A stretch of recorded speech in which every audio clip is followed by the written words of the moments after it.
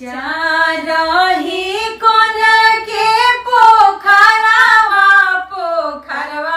भरल पानी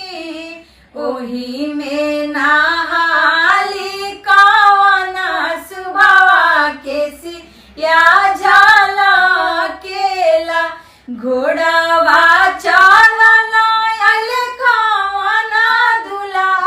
घोड़ा से उतरी गईले देखे लगले धनी के सूरतिया पियसिया हेराई गईले पानी पिया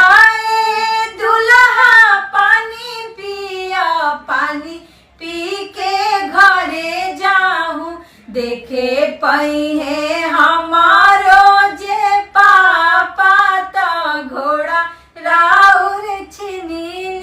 है पुकार